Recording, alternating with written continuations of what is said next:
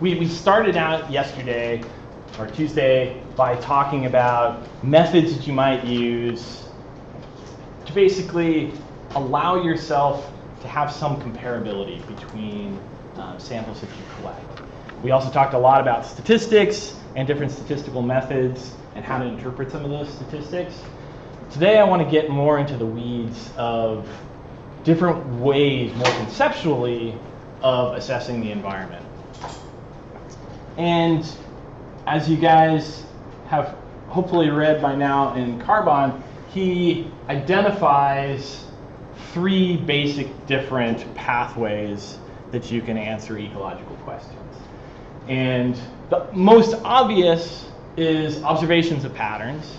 And we're going to spend pretty much this semester looking at observations of patterns. We're probably not going to do anything experimental. Manipulative experiments, though, have different advantages and disadvantages, and we'll talk a little bit about that. And then model building.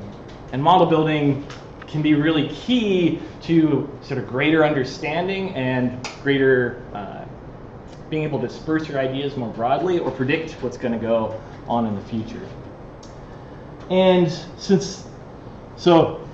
I wanted to go back and say I'm an ecologist by training. Both my PhD and my undergraduate degree are in ecology and evolutionary biology. I am an environmental scientist by profession, but not necessarily by training. And so one of the interesting things for me going into my current job is sort of taking sort of this basic science approach and now having to translate it into how does the world care? And so one of the other things that I want to talk about in this class, and I think it's really key, is for environmental scientists, we really need to translate our data into something actionable.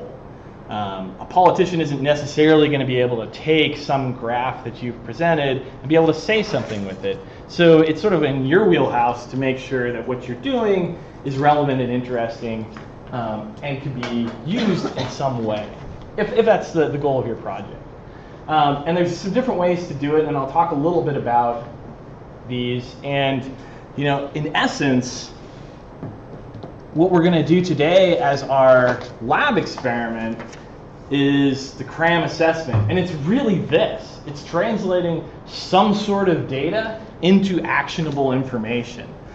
And the other 2 papers that you read and took a quiz on today discuss what are the drawbacks and positive things about these sorts of methods.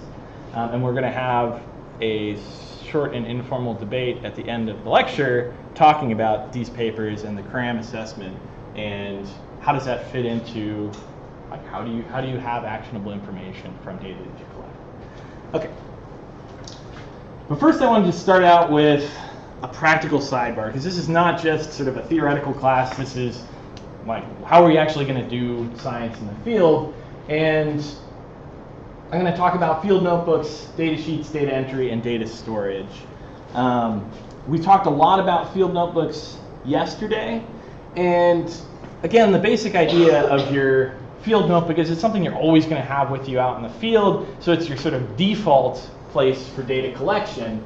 It's also a great place for you to be putting metadata about the study that you're doing, and then just sort of thoughts and musings about what you think you're seeing in the field, so you can go back later and be able to interpret your data more accurately. And just when you think of something cool, you could go back and be like, oh, okay, maybe that's a different way I could approach this question. All right, so let's talk about data sheets. So the 3 big things that I think are important in data sheets is thinking about how am I going to efficiently collect my data, how am I going to organize my data, and is the way I'm collecting my data flexible enough, the data sheet itself flexible enough that if something changes in the field, that I can still use that same data sheet for that purpose. I want to emphasize that it doesn't necessarily need to be in the same format as the way you then put it back onto a computer and store your data. you may want it to be, and there's no reason that it can't be, but sometimes you want to collect sort of disparate pieces of information that may end up on different data tables on your computer, but you're all just going to have one single sheet that you could write all that information on.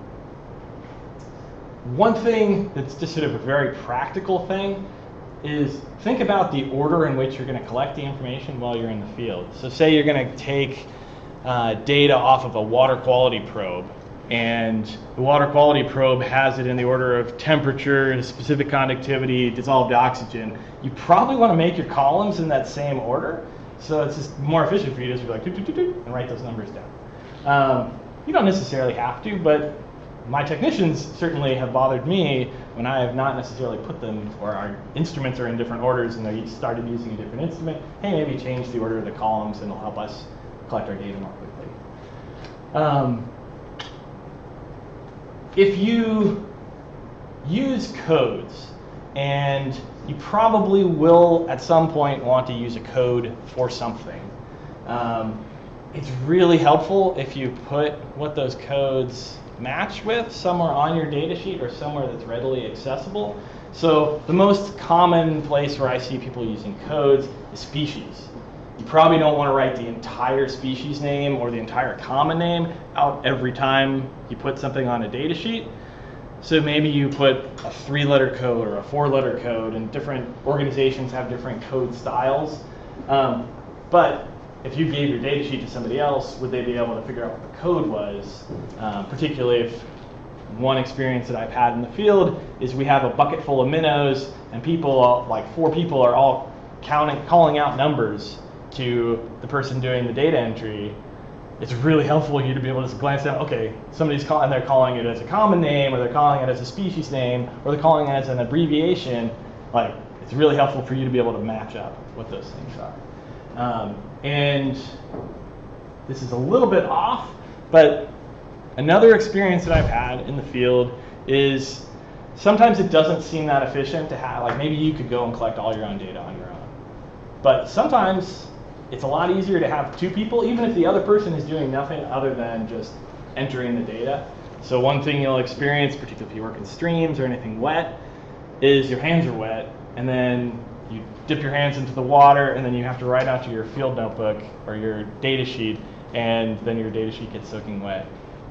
Having somebody else who's there who can just be writing down the data can be really helpful and really efficient.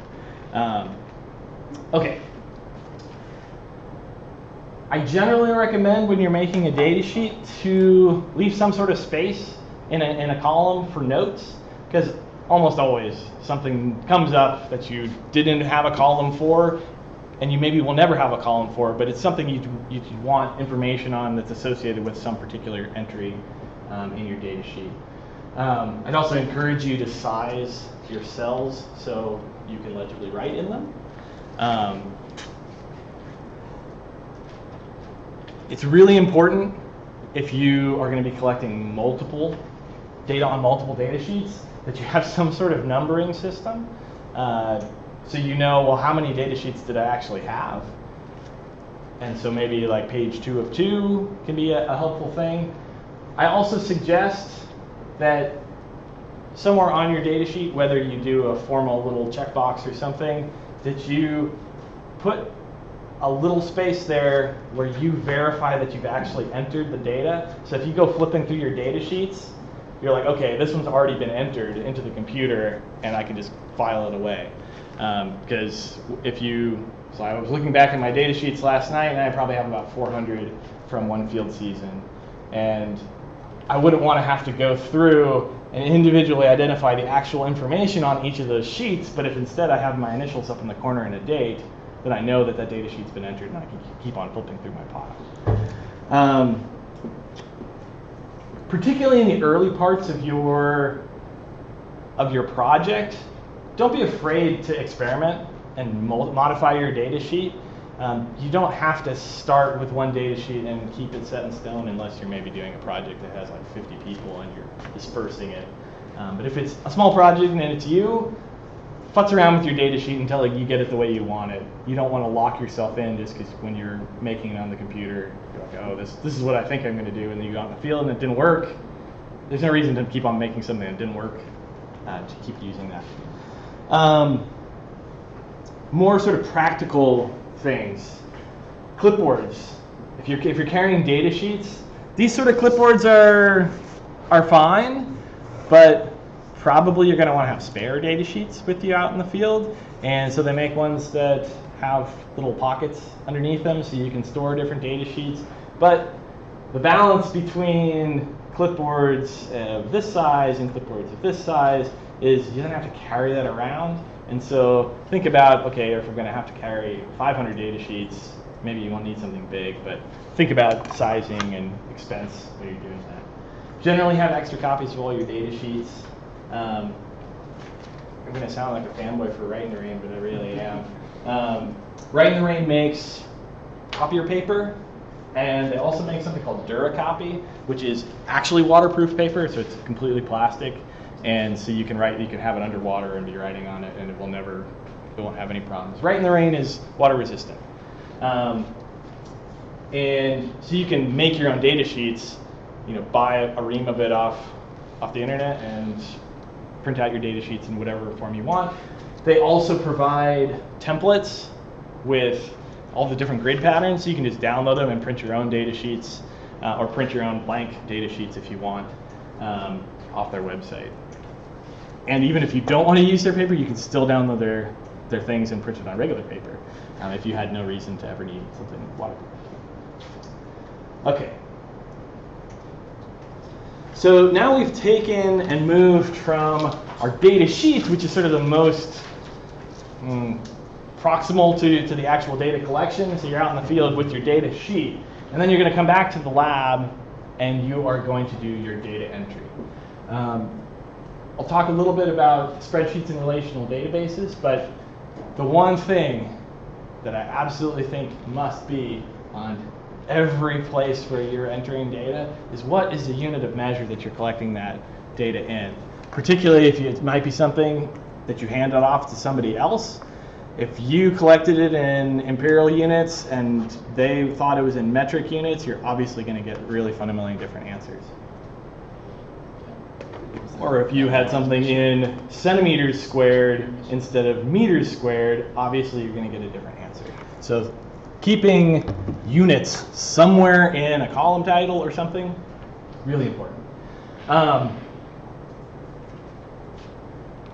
So at least some subset of you were taking water resource management. I'm going to redo my Excel tutorial as a YouTube video that you can watch.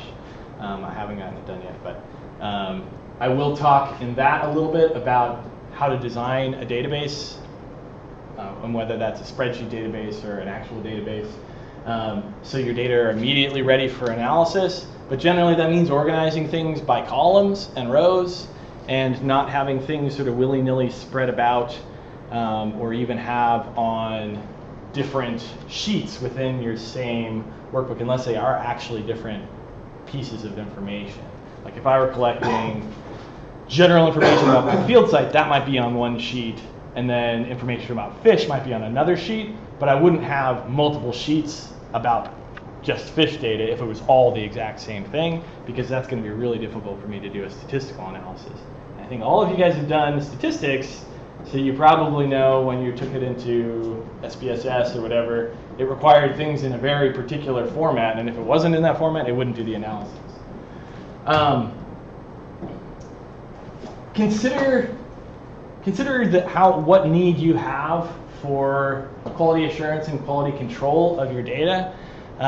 This is absolutely critical if you have multiple parties involved.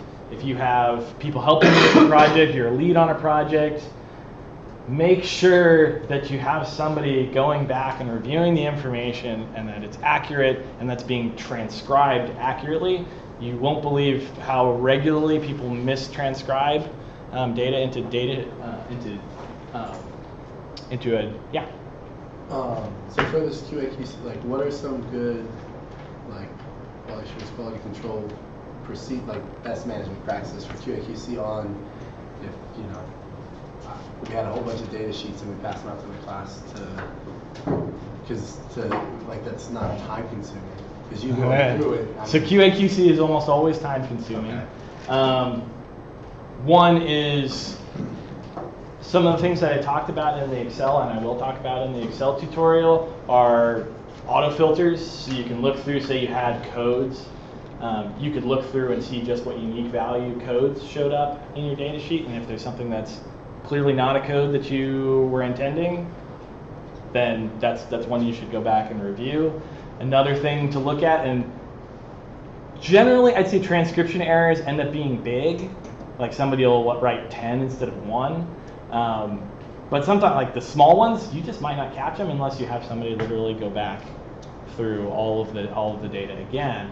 And depending on how much time you have and the project itself, and whether that's going to really make a big difference, it's like that's where you have to sort of value whether it's worth it or not.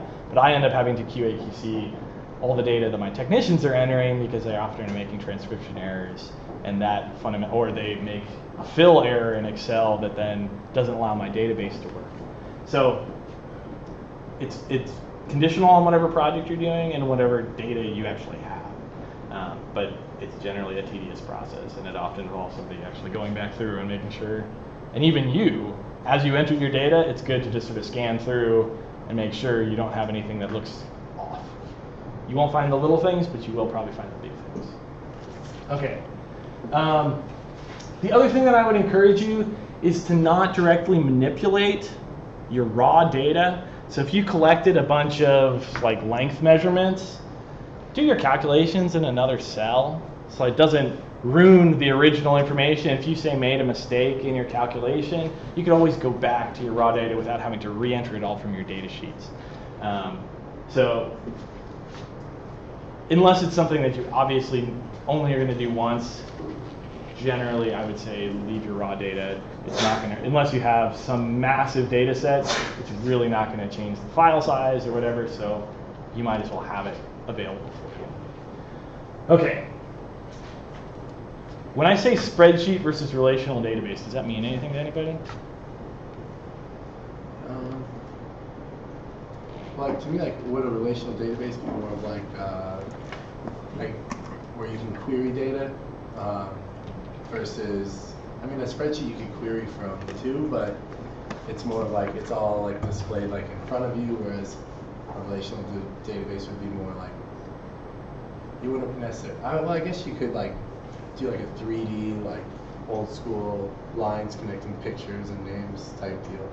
Yeah, and so that's really, you're hitting on the big thing, and it's basically a relational database. You have to explicitly define the relationships among your data, and so you often need to have some key value that you're going to associate with something else.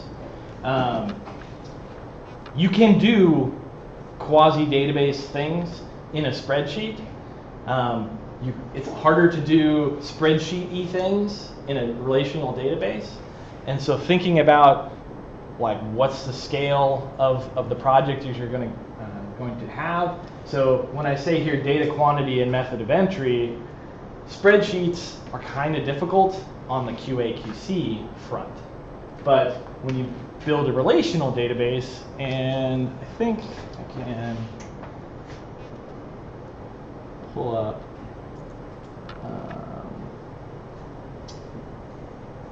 that's like my archive.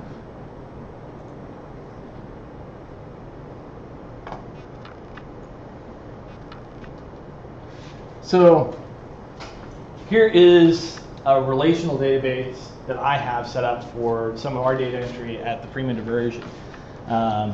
And basically one of the problems that I faced when I started at the district is we had all these spreadsheets that were just sort of all over the place, and people had different columns and different ones. They were all separated by years. So when somebody said, hey, how many fish have we caught over the last 15 years? That was a basically several day task. Where instead I could make a relational database that had all the data together. It's relating something about the day that the information was collected with sort of these other values of, okay, well, how many fish did I collect and what species was I collecting?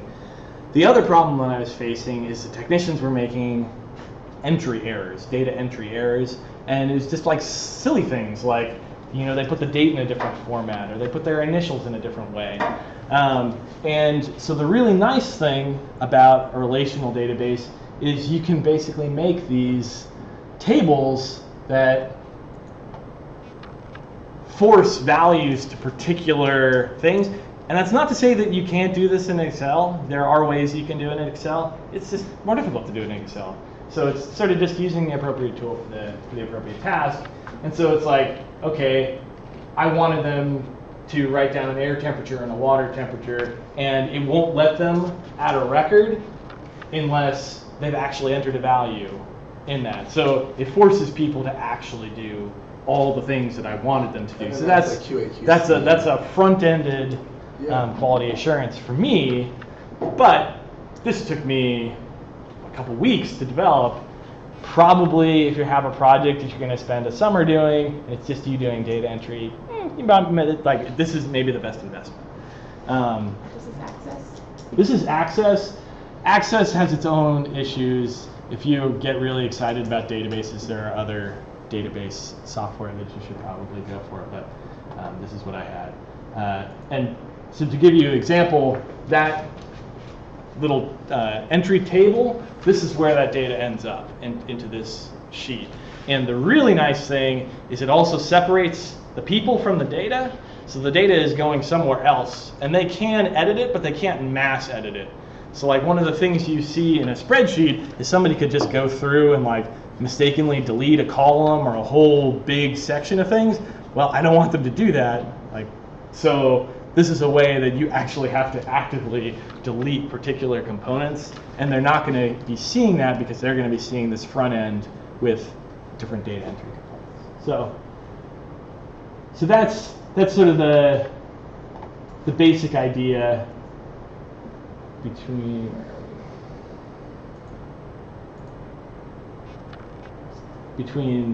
relational database and a spreadsheet. If you need complicated formulas, or you want to have like numbers in one row relating to numbers in another row, a spreadsheet's going to be a much better tool for you. I'll admit that mostly I use spreadsheets for things unless there's some much bigger project or massive quantities of data.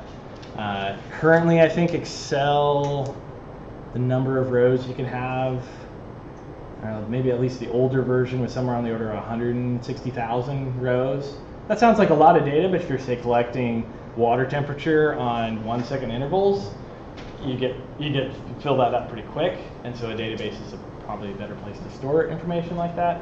But if you're going to collect, 500 data points, the spreadsheet's going to.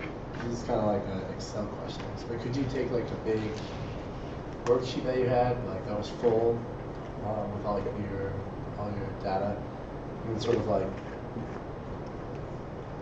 zip it, I guess, and like make that like one cell on another worksheet, so you could have like a worksheet that's like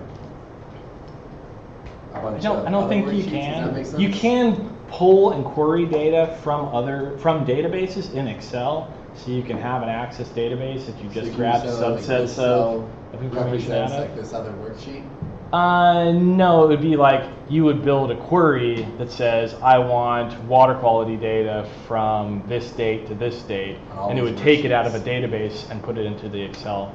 I have not done much of that, but it's something that you probably would do in like a GIS environment, and GIS is sort of fundamentally a relationship database with a spatial component to it. And so when you're doing like joins in your data, like that's a relationship that you're building in your GIS. So let's see here. If you need to do a lot of querying, filtering, and reporting, a database is again a great resource for that. You can again do some of these things in a spreadsheet, but think about the time investment that's going to be required for the design of your product, and then what's your expected audience. If you're going to be deploying it to a bunch of people who are not good with computers, spending a lot of time on the front end with an Access database may be a good approach. But if you're going to have people with a general level of computer savvy, maybe you're going to be okay with using spreadsheets. So, okay.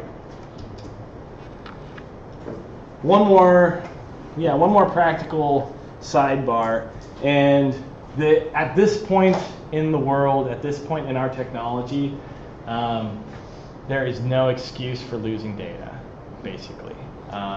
You should have your data backed up and probably automatically backed up at pretty much any point in time unless you are completely devoid of internet.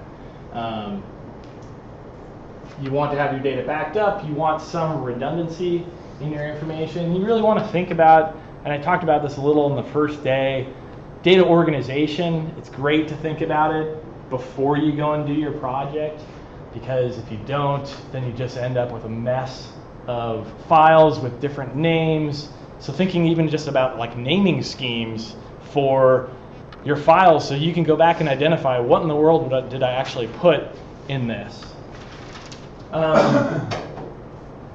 So that's organization and folder structures. Having automatic and frequent backup of your data. There's a number of different products, whether they be Dropbox or Box or things off of like a network storage device that you can use for backing up your information. I don't recommend, particularly with the way technology is, like relying on a thumb drive for things unless they're massive, because it's really easy to lose a thumb drive, and then you have often off-kilter pieces of information that, which is actually the most updated version of my Excel spreadsheet. Back again to organization, really think about, I know in particular like photo organization is something that I struggle with. You can take a ton of photos, particularly with your phone, and thinking about how you're going to organize them, how could you find them again, and even though storage is cheap, maybe filtering out on the front end some of the ones you don't need, so then you don't have a gazillion pictures of things you didn't want associated with something with data. And the same thing goes for data logger files. Yeah. Can I say a story about data backup? Yeah. So Mountains Restoration Trust this time last summer was burnt to the ground, their whole headquarters, due to the Calabasas Springs fire. And the week before this happened, their computer crashed because it was too hot in the office. And that should have been their sign to back up their data, but they recovered it and still didn't back up their data. But then the fire hit them. They lost all their hard copies, their hard drive, and all of their data for the past 10 years. And so if you have grants relying on that data, they lost a lot of funding potentially because of that fire. So it's super important to have like at least one backup in the place you are and one backup off-site as well. In cloud. Yeah, cloud is a good resource for that. Another component, she talked about hard copies. So generally, you want your hard copies to be available. If you're ever thinking of publishing something, you should have the hard copies, and actually probably, if they're non-destructive samples, you should probably have your samples around until the point of publication. Because somebody might come back, or your reviewers might come back and say, hey, you might want to look at these samples again, they seem totally off. Or somebody could even ask to see your samples because they don't believe your results. So having your raw data and your samples to the extent that's possible is a good idea. Okay. So let's get back to our approaches to answering ecological questions. And we'll start with the observation of patterns. And I more or less took this directly from Carbon.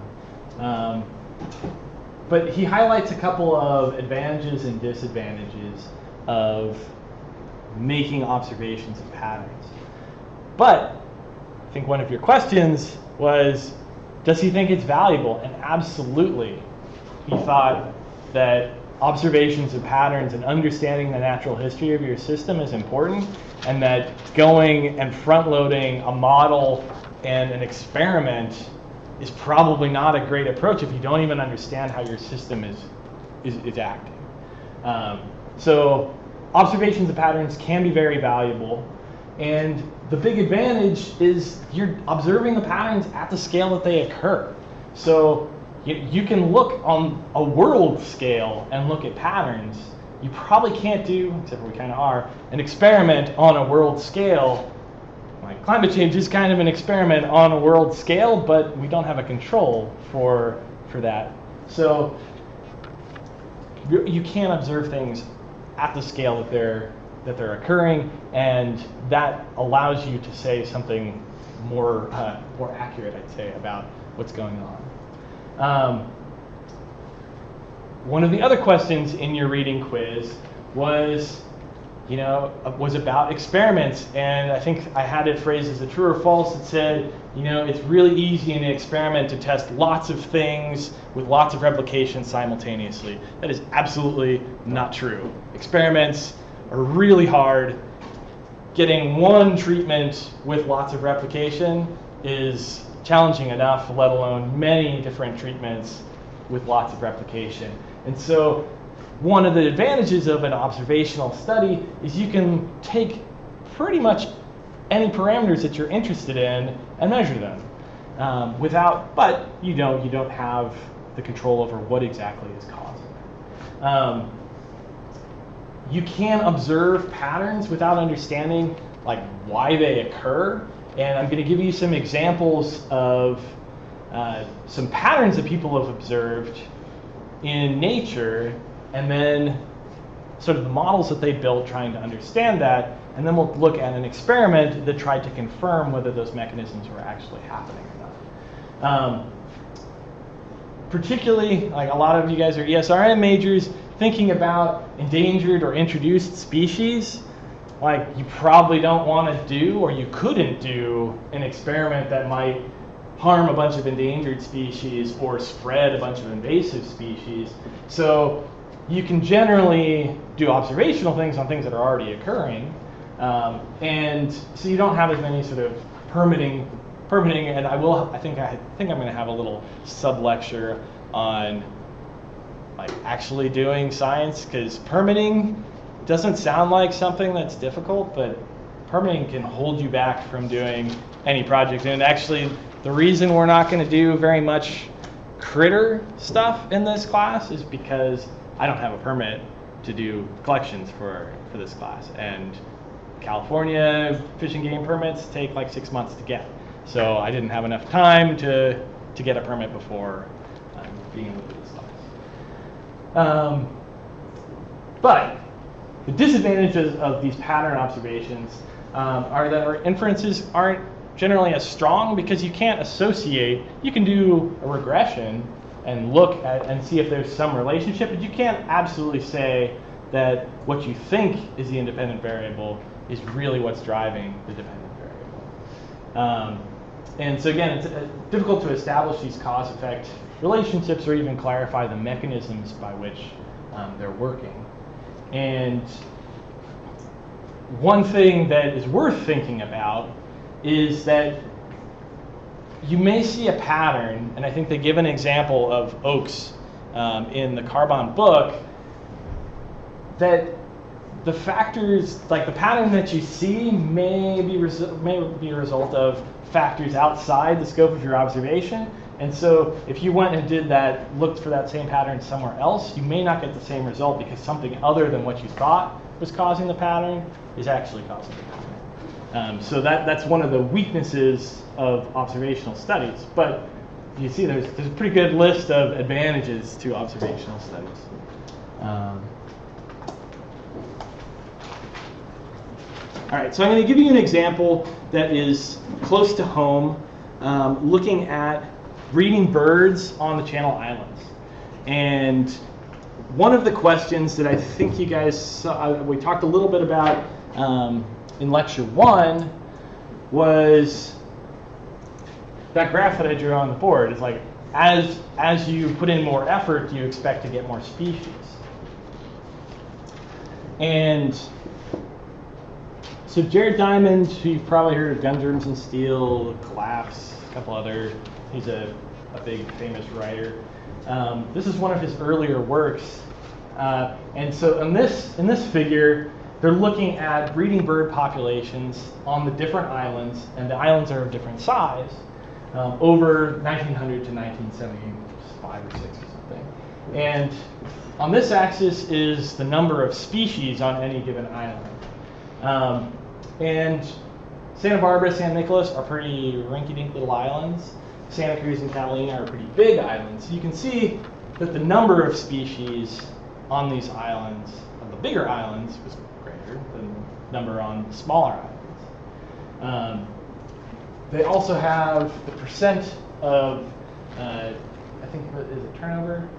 The percent turnover between the surveys. So how many different species were observed between this survey and this survey. And so there wasn't much change in the number of species, in the identity of the species that they saw.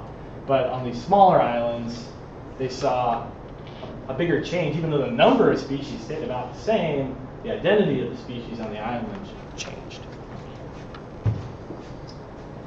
So here's them trying to summarize that information. And they split their information into large islands and small islands. And he's talking about 3 different things. He's got the populations not turning over. And the one thing I want you to really notice on this graph is that, okay, so this is the number of populations and then the size of a population. Of the populations that aren't changing from survey to survey, you've got more of them on large islands than you do on a small island. And that a lot of the populations are sort of in this intermediate size range. And I think you guys had a question, maybe it was in quiz 1, about diversity and how it is a population that has a lot of species, but almost all the individuals are in one species. Is that more diverse than one where there's a lot of species and the numbers are evenly distributed? And on the smaller islands, you're seeing, so these other figures are the immigrant populations and the extinct populations. So you're having fewer immigrants typically coming in on the smaller islands, and you're having more extinction going on the smaller islands. And other observations that people have made with other species, again with reference to islands, so these are bats in the Caribbean, and looking at the number of species of bats versus the size of the island. And you can see that there's at least a vaguely linear relationship. Again, this is a log-log plot, so the data looks a little messier if you don't transform it. But this pattern seems to hold fairly true for islands. And basically this came into the theory of island biogeography by MacArthur and Wilson. And if you've taken ecology, you've probably heard about it. It's one of the sort of more fundamental concepts or theories in biology. And this is basically what they came up with. So this is a little wampus of a graph, but what we've got going here, so let's first just look at the blue lines. When you are far from the mainland, they expect, and so these are just theoretical curves, there aren't any numbers associated with this. Theoretical curves, they're expecting that the rate or the probability of colonization, if you're an island far from the mainland, is going to be lower than an island close to the mainland. That seems to make sense. It's harder to get to an island that's further away. But they're also saying that as you have more and more species on your island, it becomes less and less likely that somebody's going to show up there and stay. So if there's a lot of diversity, there may be smaller spaces for you to fit into the different niches available on this island. The green lines are thinking about the rate or the probability of extinction. So small islands, they're small. Conditions may change or may change more rapidly, or they may be more like a big storm hits a small island and there's probably not a refuge for a species to hide away, but a big island maybe has some places where they can hide away. And so the extinction probability is probably higher on a smaller island versus a larger island. And what they called this was the equilibrium theory of biogeography. our island biogeography. And so they said, okay, the number of species that you see in a given island is basically the intersection of the probability of colonization and the probability of extinction, and this is going to be the equilibrium number of species that you'd expect to see. It doesn't say anything about the identity of the species, but the number of the species that you'd expect. And so in this case, an island far from the mainland that's small is going to have a lower species richness than a nearby large island. And depending on how you switch these curves around, you may end up with different information. So now I want to take it from the truly general to a very specific pattern that I observed in nature. So I did my PhD research on this very charismatic fish, the Sonora sucker. It looks very much like a carp. It's not a carp. It is in the sucker family, but it is a bottom feeder, and we would see them all over in the Gila River in New Mexico. And they're one of the most abundant fish in that river system, and actually in a lot of desert river systems. Suckers make up, of the large-bodied fish, they're often the largest amount of biomass. When we'd see them out feeding, we'd see big plumes of sediment coming out because they're digging in the sediment. But even though these guys are the most abundant fish in the system, pretty much nobody had paid any attention to their behavior or their movement dynamics. And so I was interested in seeing, well, are these fish moving in the system, and in what ways? So I used something called a pit tag, and I'll talk in detail about it in next lecture, to individually tag a large number of fish and then track their movements. So I set up, so here's my river, the river's flowing down in this direction, here's a deep pool. I set up antennas across the river, and a fish that would swim through the antenna would be detected. And I'd be able to identify which individual it was, so my tags had individual identification to them. So on this figure, I'm showing you the hourly fish activity.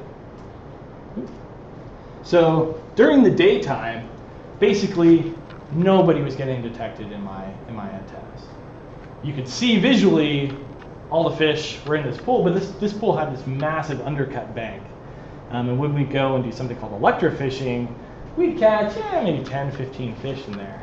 But after I started doing pit telemetry and I started looking at the number of individuals that were showing up, I saw way more fish than we would ever catch in some of these habitats, which gave me the idea that these are really hard habitats to sample. And the habitat complexity really influenced our ability to actually capture the fish. So during the day, didn't see very many fish out and about into the river. Right around sunset, you'd start seeing fish crossing antenna 1, or antenna 2 and antenna 3. And so these different lines are the different antennas. And so you see the spike of activity right at the beginning of the evening. And during the middle of the night, you see the numbers start going down. And that's most likely because most of the fish have gone out here. And so I'm not seeing them, right? They're outside of the range of my antennas. And then as dawn approaches, the fish start crossing back those antennas and enter the pool again and hide out for the day.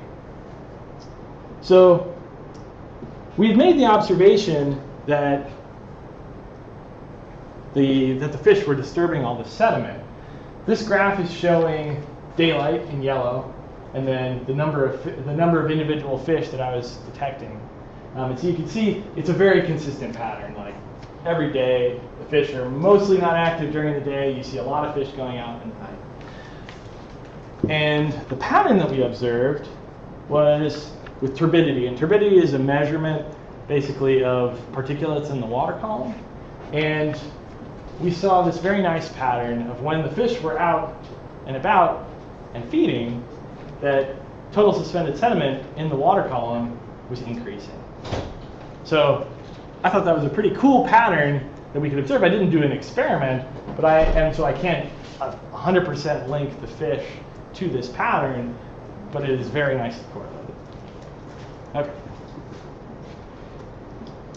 So now let's go on to manipulative experiments.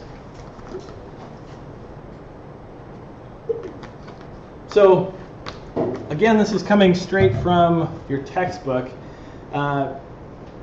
He highlights sort of the things that experiments require. And one of the big components is appropriate controls. And he gives you a pretty nice discussion of what he believes appropriate controls are. Meaningful treatments. So you want to make sure your treatment is actually doing something.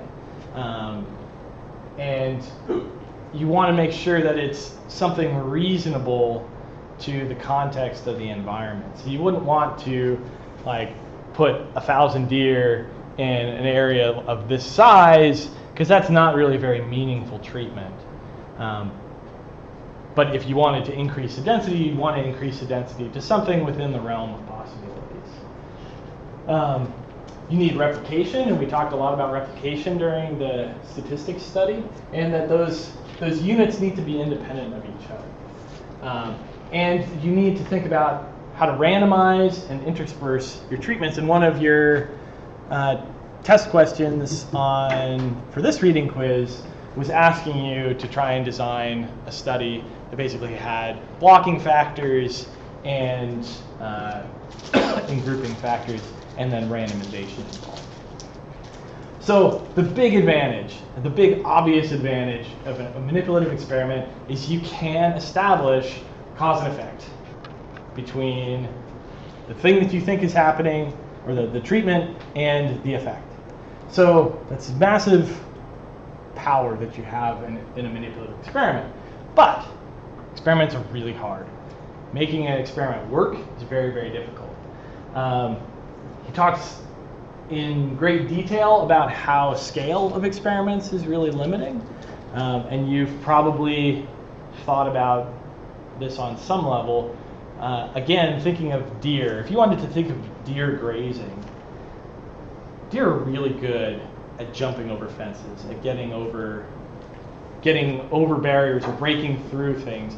So it can be very difficult to, say, exclude animals, or alternatively, to include animals into a treatment. How do you know that they're behaving the way you think they should be? Like, did the caging itself actually influence their behavior? And maybe your experiment isn't really giving you the information you think it is. Even though I said that you can unambiguously identify cause and effect, sometimes establishing whether the cause and the effect are really what's linking, or are you actually treating something different? So the example that I gave you in the reading quiz was with urchins and cage effects. So particularly in aquatic systems, the flow of the water itself can modify what's going on. So like filamentous algae is going to grow more quickly in slower flowing water. And so if you make a cage in the middle of a stream, you may end up with a cage full of filamentous algae, and it's not because somebody's not grazing on it. It's because the cage itself is making conditions that are great for the algae to live. And so making sure that you can control on some level, to the extent that's available to you, for the effect of your treatment, and so that's the idea of the cage control. And so that's why the answers to that question were about, like, you had to have something about the cage in there. Otherwise, like, it's not testing whether the cage itself is making the impact. One of the other questions was that you can only manipulate a handful of things simultaneously. And the more things you're manipulating simultaneously, sometimes the more difficult it is for you to be able to separate out the individual effects of those. It's going to then make it really logistically challenging, time intensive, and expensive. And even in an experiment, so right now we are doing a quagga mussel experiment, trying to look at different chemicals and how quickly they'll kill muscles. We have 3 different chemicals at a time. We have 4 replicates of each treatment and 3 different levels. So we have a trailer that big. It takes people all day to count all the muscles that are in these. And this is a pretty small scale experiment. Our experimental treatments are little 40-liter coolers with 100 muscles in a bag. Like, it's a very simple, very small experiment, but it's very time intensive, and it's probably going to end up costing us like $40,000. So thinking about expense, logistics, pilot studies are a great approach for some of these, and I think, can't remember if it's a quiz you've taken or what quiz you will take, but I talk about pilot studies. Because sometimes that's a great way for you to identify without making a full commitment what's maybe going on, and then if you get some positive results, then maybe you should go whole hog into it. Okay, so now I wanted to show you a little video here about one of, I'd say, the grand experiments in ecology.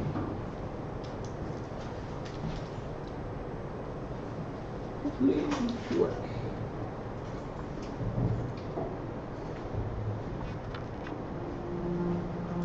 If you remove the keystone of an arch, the whole arch collapses.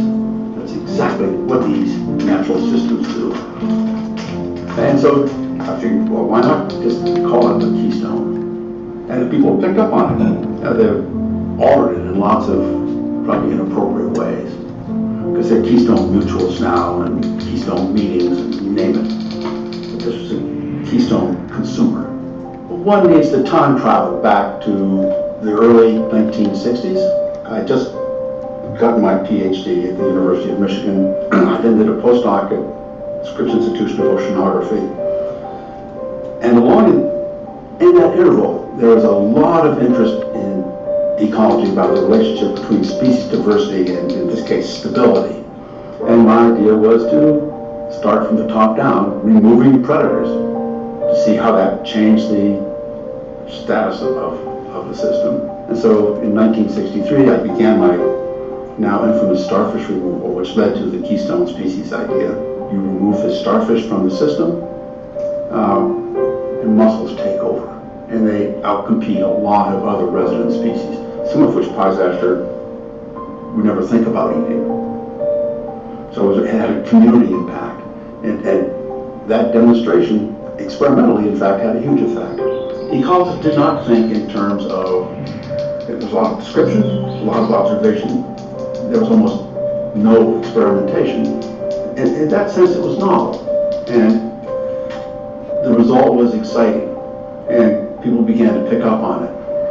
How did I do the experiment? Well, I went out basically twice a month in the spring and summer months, and once a month in the winter. I would wander out to this rock. I'd pry the starfish off on the experimental side and throw them as far as I could into the ocean. There was no poisoning of them. It was simply a manual removal. I would then count the number of starfish that remain on the control side, the unaltered side. So it was a lot of work. And it began, I think, in late June 1963, and it stopped in probably the middle of July 1968. One then samples the percent cover of mussels and counts the number of species. You can do that either by visually assessing what's there, or you can take core samples, and I did both. And that tells you, A, that the control side really hasn't changed a great deal, and the experimental side, and the general reduction, not absence of starfish, but the reduction in their numbers, in fact, moved progressively towards domination by mussels. And as that happened, other species disappeared from the samples. So this was a outrageously, in some respects, original way of looking at how the system worked, and had a huge effect on the Environmental Protection Agency, who all of a sudden said, wow, if one species can do this? Shouldn't we try and figure out ways of predicting what makes a keystone species if we have to manage it?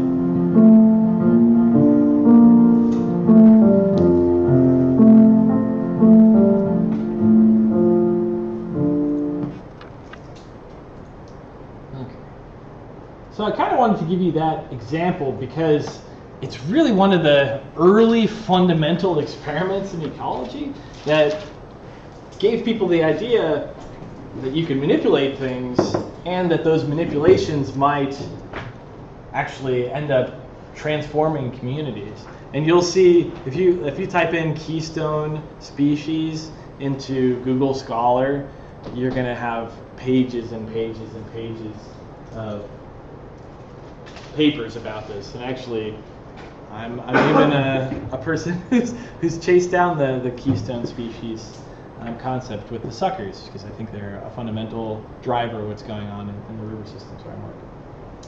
Okay.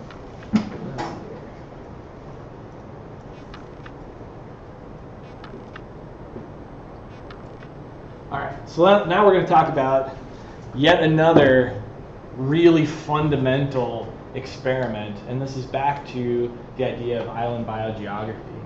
So this guy Dan Simberloff wanted to look at island biogeography and see whether distance and size of islands drove what was going on in the species numbers. So I'm not sure you'd be able to get a permit to do this now, but basically they built these structures around mangroves in Florida and then tented them and then basically killed all the bugs inside each of those treatments, and went back and looked at recolonization of species onto those islands. And so what they found, these were the original number of species on those islands, and basically within a year many of these islands returned to the number of species, or somewhere similar to the number of species that they had had prior to the defaunation. So that was a nice confirmation that island biogeography, as it was conceptualized by MacArthur and Wilson, really was playing out in this. However, what they found was that most of the species didn't overlap with the species that were previously present on those mangrove islands. So even though the number of species was about the same, the identity of the species changed. All right, so we're going to talk about one more extremely famous manipulative experiment, and this is one of the few of its kind. I think there's, you can probably count on one hand the number of large-scale manipulative experiments that have been done, and this is in the Hubbard Brook Experimental Forest up in New Hampshire, and it's a Forest Service research station, basically right up here, and they basically have all these small watersheds within the area, and they basically did experimental treatments. They were trying to answer questions. The original questions they were trying to ask in that area were about acid rain, but they wanted to know, how does an ecosystem function? What components of an ecosystem drive the outputs that you see of that ecosystem? And so they did basically an experimental clear cut. An experimental clear cut in that they didn't actually take any of the vegetation away. All they did was they cut down the trees when there was a bunch of snow on the ground, so it didn't even really impact the ground itself. They just cut down the trees, left them in place, and then went back and sprayed herbicide over the next couple of years to keep any vegetation from really growing up. And what they saw from this manipulative experiment, and so they had another watershed here that similar size, similar direction facing, similar rainfall occurring in that area that they could use as pest control. And what they saw was, for for one particular element, nitrate, that right after the clear cut, they had this massive spike in nitrate export. The watershed adjacent to them that didn't get clear cut basically stayed about the same. They also noticed that in that clear cut area, the snow melt occurred earlier, and the stream flow increased during those first couple of years, mostly because the vegetation wasn't taking up the water that was falling in that area. And they did see rapid regrowth of species that weren't generally detected in those forests. So it was basically little itty bitty plants that usually get shaded out in a forest. So a large scale experiment that they were able to test what's going to go on an ecosystem in general. And you can imagine that if you wanted to know how is nutrient export going to change, you can't really do that on a small scale so much. Like, it really is something that you have to answer on a larger scale.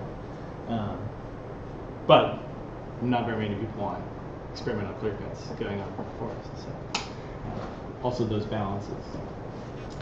Okay, so we're going to go on to the third component, and you guys see these sorts of things in the news all the time, model building. One of the big advantages is that you can basically take an idea and make it more general.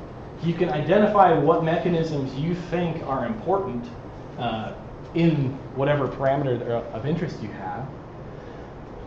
You can try and develop hypotheses about how nature works. And so a lot of the sort of early population biologists were thinking about, okay, I think these different components of demography really affect the way a population is going to grow, and so they could do mathematical models that allow them to address that. You can hopefully use your model to predict how a system might respond to some stressor or some additional stressor that is a part of your model. And it may allow you to identify something that's inconsistent with the hypothesis that you currently have. But you'll see this particularly when people are talking about like climate models. What if the model structure itself is fundamentally wrong? Or sort of going back to lecture 1 and statistics, that the relationships maybe fit the data, but they don't really characterize what's going on. So think back to what I was talking about with if you keep on adding parameters to a model, you're going to fit the data better and better. Do all those variables actually matter? Probably not, but because you've added them to your model, they're going to improve the fit of your data. And so you can make a model fit any sort of data that you want. But is the model itself actually explaining what you're interested in? Another thing to consider, and is something we talked a little bit about with regressions, is that your prediction power may be limited if you go beyond the realm that you actually have information to build your model off of. Okay, so let's talk about I think I have a couple of examples of model building. And so people have developed ecological theories about population cycles. You've probably seen like the lynx and hare cycle. Here's a cycle in forest insects. So these are, can I remember what these guys are called? The larch bud moth. And a set of modelers said, okay, we have data from 1950 basically to 1990. That's really high resolution. We see these dramatic cycles of abundance of this really fundamentally important insect, because basically you see all the brown trees in here, those are a result of that insect. And so they considered that, well, maybe what's driving some of these interactions from theory are parasitoid host interactions. So that's these guys are a parasite and then something's parasitizing them. maybe it's a delayed effect of plant quality. So basically they make the plant bad, and then the population crashes, and then the large population improves, and then the large-footed moth increases in abundance again. I don't really know the maternal effect side, but basically something about the parent of the moth might influence when it becomes abundant. That part they didn't explain very well in this paper. And I should say that if I am talking about a paper, I generally have the source at the bottom. If you're interested in any of those papers, I can provide them to you.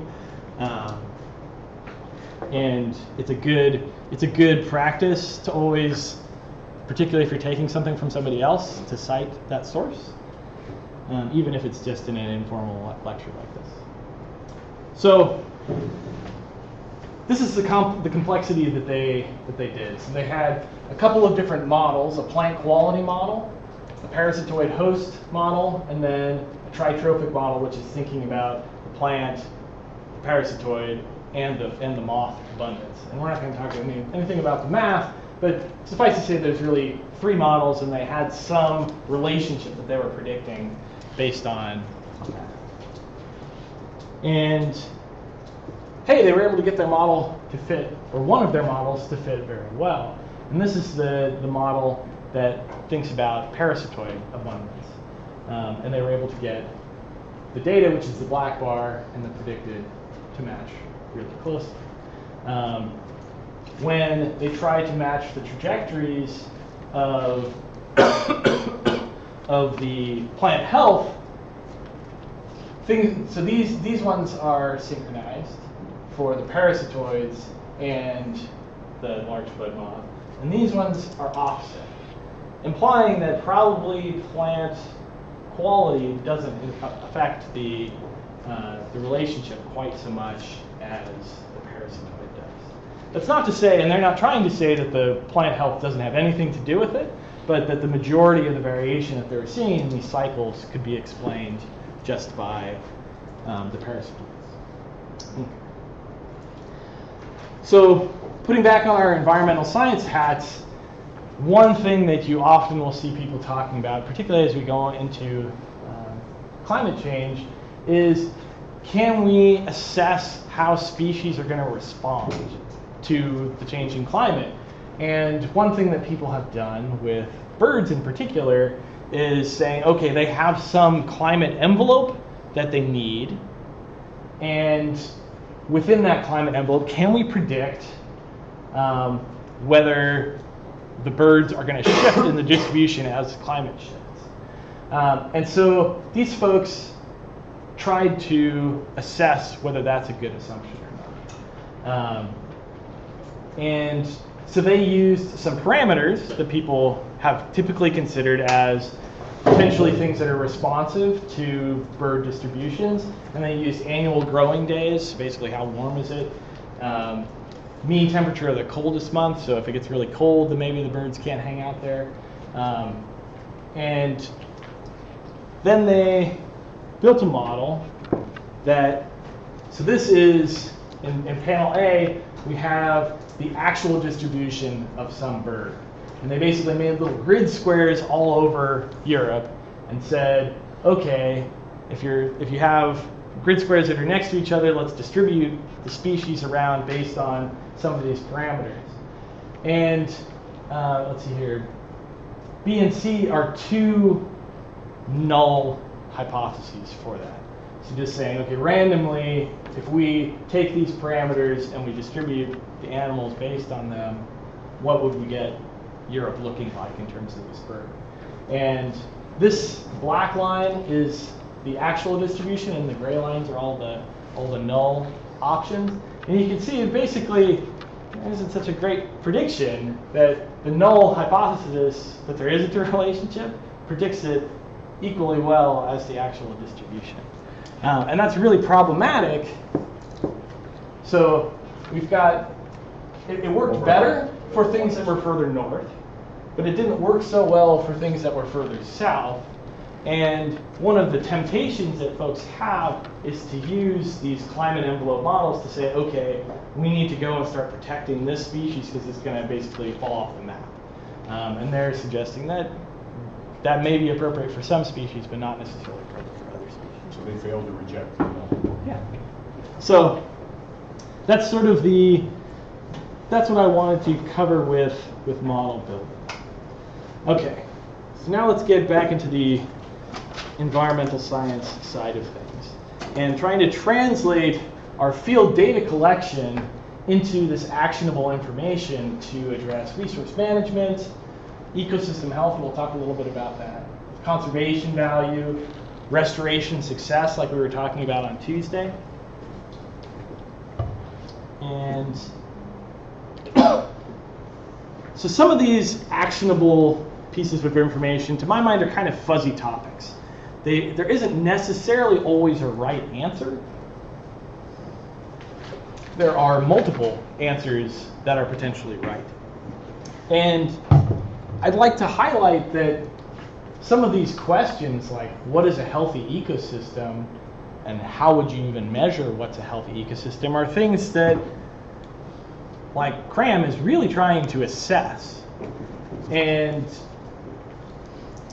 when we do something like a restoration, what's actually the target for our restoration? Is it something that occurred prior to human influence in this area? Is it something that might generally occur to a less impacted habitat within this area? So thinking about what is our target then allows us to answer questions about, are we achieving our targets? And particularly for resource management, and it's one of the things that I face in my job daily, is I'm working at a water resource agency. How do we balance the human needs for the water resources with the species needs for those water resources? And particularly when the species themselves can't directly tell us, well, how much water do I actually need, or what's the minimum I could do and still be okay? That becomes a really fuzzy question. So some folks have tried to define components of ecosystem health, and here's some metrics that Margaret Palmer and came up with for assessing river and stream ecosystems in terms of their health. And they came up with this slew of different metrics that all could potentially be ecosystem services that the river might provide. So something like removing nitrogen and phosphorus from a river system. Wetlands are often known for doing things like that. Thermal regimes. If you have a nice, healthy riparian area, the water temperature might stay much cooler, which could be good for water quality of different aspects. So thinking about these sorts of different metrics in terms of whether that's a structural component or a functional component of the ecosystem.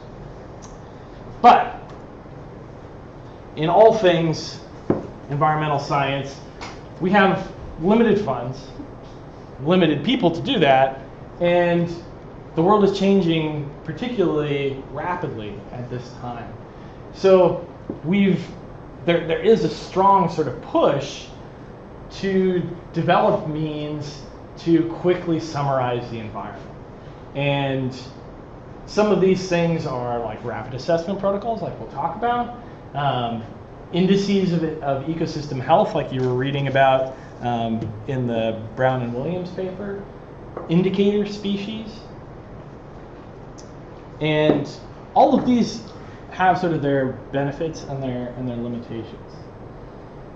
And I wanted to highlight another component that we'll talk about a little bit more down the road, but thinking about if you are trying to present your information to someone, thinking about how you're visualizing your data can be really important.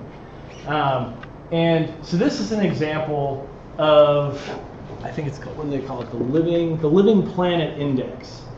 And the Living Planet Index looks at the abundance of a number of different species and combines them into this index that is zeroed on 1970. Okay. So in this figure, in panel A and panel B, they change the scale of this axis, and it's the same information, but if you're a politician and you're looking at this, you might be like, uh-oh, the index is crashing again. But maybe it's okay because it's similar to 1970. Similarly, scale matters. So this is looking at, instead of using 1970 as our baseline, using 1995 as our baseline, and then with different scales on the axes, you'd say, uh-oh, since 1995, things are looking horrible if you looked at that graph. But maybe things are okay if you're looking at that graph. And so one of the challenges with an index is how big is big? How big of a change is relevant? Okay. One more little practical sidebar before we have our discussion. One of the things that you're going to be asked to do during this class is to develop protocols. I differentiated standard operating procedures from protocols because standard operating procedures sort of imply that they can be applied generally all across, and a protocol is really just for your specific project. The bottom line is, and you have an example of a protocol in some of your reading for, I think, week 2B,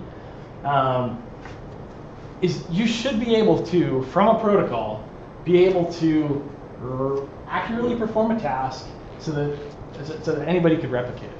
So you could read that, you could find an equipment list, you could see what do I need to go and do this. You should know what you're trying to achieve. There should be really clear step-by-step instructions on what you're up to. Often if you have different components, so maybe you're going to do some of it before you go out in the field, some of it when you go out in the field, and some of it when you come back. Step-by-step instructions that you split up into those components. If there's something different from your general work environment, so any health and safety precautions that might come up. So whether that be you're using different chemicals or you're going in a place that's more dangerous than you usually are. It's often good if you have the chance to include references in applicable literature at the end, so somebody could go back and figure out, well, where did you get the method that you're using? And it's really hard to write a great protocol because you write something down and you're like, oh, I could give that to anybody and they'll be able to figure it out. You very quickly, when you do this and you give it to somebody else, they'll be like, what did you mean here? And I think it might be something that you face a little bit with our CRAM protocol. They tried to write out exactly how you should do things, but some of it is still kind of ambiguous. All right. So, rapid assessment protocols. You guys have all done the reading, looking at evaluating rapid methods of assessing ecological conditions in wetlands, ecological integrity as a metric of biodiversity, and you've read the CRAM handbook. So why don't we take you guys, and then you guys, and you guys are going to support the use of these rapid assessment protocols or ecosystem indexes, and you guys are going to point out the challenges. So why don't you guys start? Advantages? Yeah, you guys are selling us on ecological integrity assessments, rapid assessment protocols. They're cost effective and quick. Basically, you don't need many materials to do, so you can kind of spread it out throughout the country. Maybe have it hit several sites, different people do it, so they can learn it quickly. Mm-hmm.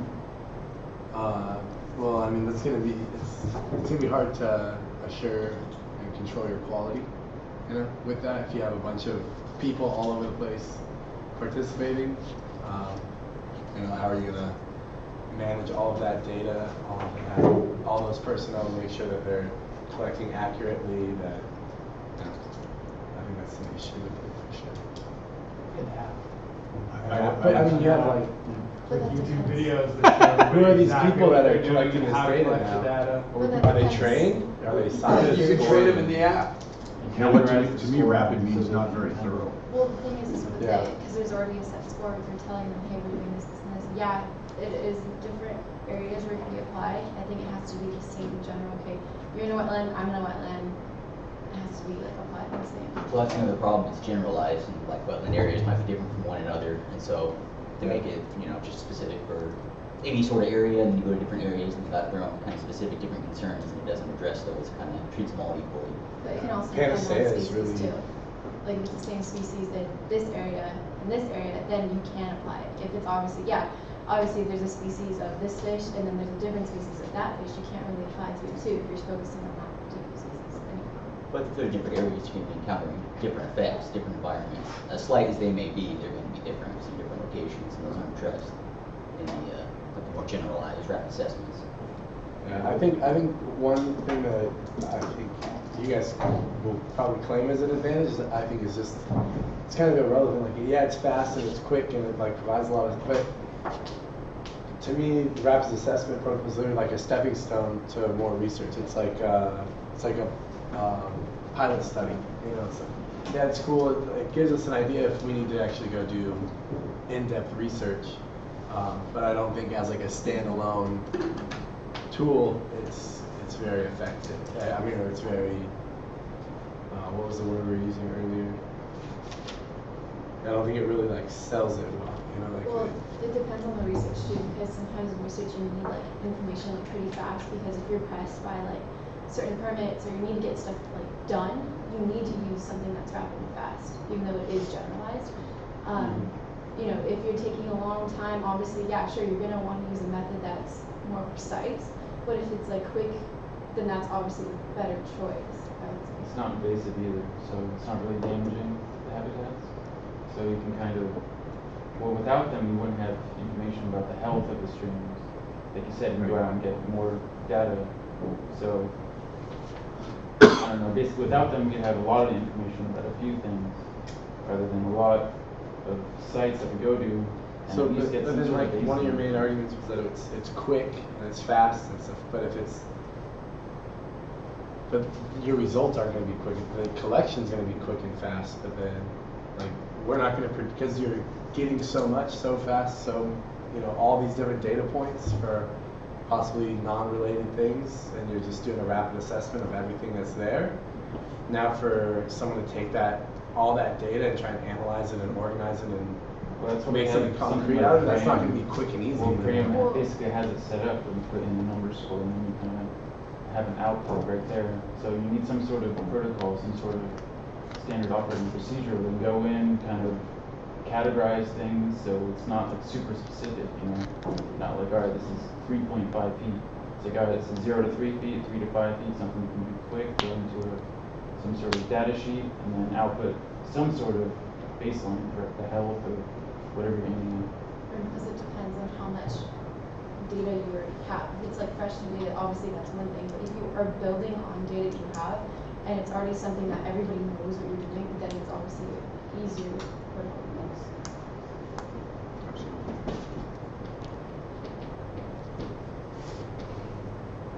Any other critiques over there? I think they covered it. You sure? Reducing something to just a score too, kind of, neglect looking at different components. When you take everything and reduce it down to just a simple score, and then it just gives it a number, it's kind of like, I don't know, a very complex problem to just give it a number score seems kind of, neglecting a lot of factors. Yeah. Which I realize is done for expediency's sake, but by neglecting all that other stuff, you could just be maybe missing what the key problem is going on. Yeah, because for when we define our questions, we have to know sort of what we're getting at.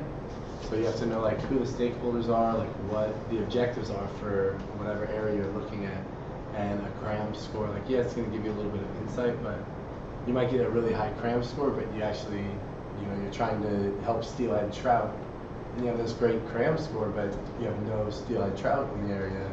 So your rapid assessment didn't really help you with that. It's misleading. It's like, oh, look at this great ecosystem we have, but it's not providing the purpose that you were sent out to identify. Well, if that was the purpose, it would probably have some sort of different parameters. It depends what you're aiming at for the project. But there are biases, so it's not perfect. Well, I think there's biases in any protocol you use, whether it's operation, data analysis, whatever. There is going to be a bias somehow. No experiment is perfect in that general sense too. Any other ideas? Like if I said, okay, there's a grant proposal that is due like 3 weeks from now, and it's going to be for $20,000 to do some sort of restoration, and you need to pick from our campus where you're going to do a restoration. Like, how would you approach that? Like, you only have 3 weeks to write your proposal, gather the information that allows you to identify the particular areas that you might be able to spend that, fairly small amount of money to do a restoration. So how would you approach that? Some sort of rapid assessment. You'd have to. You don't have time to do detailed. Well, I would do a literature review because there's been a lot of stuff already done around campus of where they want to do restoration, and they've done detailed, so I can look into those, I think, and get a better idea of what's possible in different areas of campus for some sort of restoration, and then also sort of like what's been proposed, what has been done for me already. Because rather than me starting from scratch, if there's already stuff in place, even a quick, fast, rapid assessment. Let's say campus is a bad example and we're doing it somewhere Yeah. where there is no, because this particular campus does, like you said, have tons of literature, but if you're trying to do somewhere else that doesn't have that literature, this is kind of your only option. You'd have to go with the quick assessments. I mean, I don't And then know. just I tally we up can still numbers do and see like what spot needs to You be. could have multiple levels, like USGS, quick or assessment, whatever, like regular watershed audit. management people, there's still a lot of resources that you could go to look at. I mean, even something not on campus, like if you just went in the middle of Oxnard Plains, there's USGS information, hydrological information, so you could look at like a riparian area that's like next to one of these farms, and I'm sure you could find some literature or data on that without having to go and like. But that's a general idea, but if you're going to be specific about what you're looking at in that particular area, that may not be valid in the sense of But like environment. where was it? Also, what if you're Cranon? doing like original research in an area that nobody's ever done research? That's before? For pretty this novel. Situation, let's say Skull Island, you're the first Yeah, person to go but in that's there. pretty novel. But like in the how to do ecology, like this is, if you're like looking at a question, looking at one of the, you can do like a pilot research, which I think rapid assessments are great for those, because then you can get a lot of information really fast to sort of guide where you're going. But the majority of things, especially in this country, I'd say there's some sort of data, like on. Not current. Yeah, I disagree. I didn't say there's some sort of data out there. You may be wrong. You might be. I think because Assuming those something's correct, things they have go out scores and on it, spend you just money have to on do a bunch of rapid assessments and figure out what score was the highest or lowest and go by that. And so one of the things to be contrarian to you, one of the things that Fennessy points out is that it's like a rapid assessment should involve going to the field site. So you wouldn't want to just rely on aerial imagery or literature, because maybe the conditions have changed for some reason, or maybe one of the things we experience a lot in Santa Clara River, Oxnard Plain, is like species distributions. Well, maybe the last time somebody put data into the CDFW database was like 1975.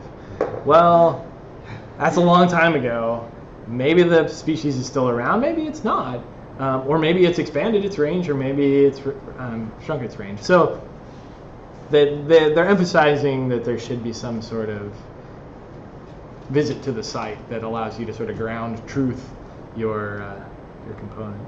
So yeah. Well, like you said, with visiting the site, it might be one of those things where you're looking at 3 different sites to do your research, and just by looking at photos, you don't realize that the site you want to pick initially is extremely difficult to get to versus another site is much easier to get to. I don't know if that would Well, I be mean, relevant is just here. visiting the site considered a rapid assessment protocol? Like, because if I'm doing literature reviews and stuff, and then I drive to those sites and just like stand there and look and go, okay, this place looks like shit, and this place looks like it might be worth it. You know, there's already some stuff going. There's a road at least. Yeah, but you're basically doing a rapid assessment without a protocol. Yeah.